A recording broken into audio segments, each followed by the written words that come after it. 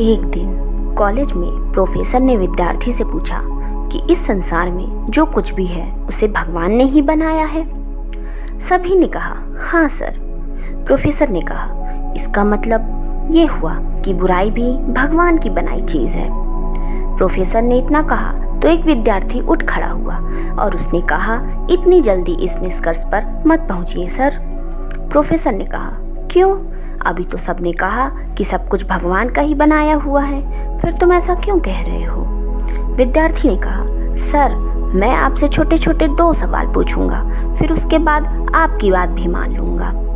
विद्यार्थी ने पूछा सर क्या दुनिया में ठंड का कोई वजूद है? प्रोफेसर ने कहा हाँ बिल्कुल है, 100% है, हम ठंड को महसूस कर सकते हैं।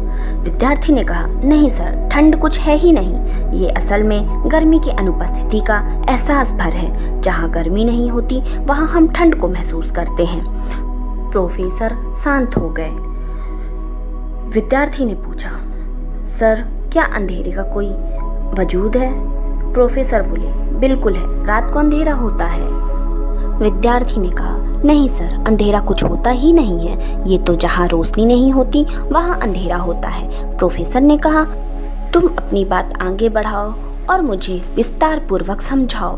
विद्यार्थी ने कहा सर आप हमें सिर्फ प्रकाश और ताप ही पढ़ाते हैं, आप हमें कभी अंधेरा और ठंड के विषय में नहीं पढ़ाते।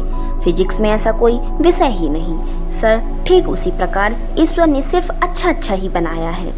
अब जहाँ अच्छा नहीं होता वहाँ हमें बुराई नजर आती है, पर बुराई को ईश्वर ने नहीं बनाया, ये तो सिर्फ अच्छाई की अनुपस्थिति भर है। दरअसल दोस्तों दुनिया में कोई बुराई है ही नहीं, ये तो सिर्फ प्यार, विश्वास और ईश्वर में हमारी आस्था की कमी का नाम है। दोस्तों जिंदगी में जब और जहाँ मौका मिले अच्छाई बांटिए, अच्छाई बढ़ेगी तो बुराई का नाम ही नहीं होगा।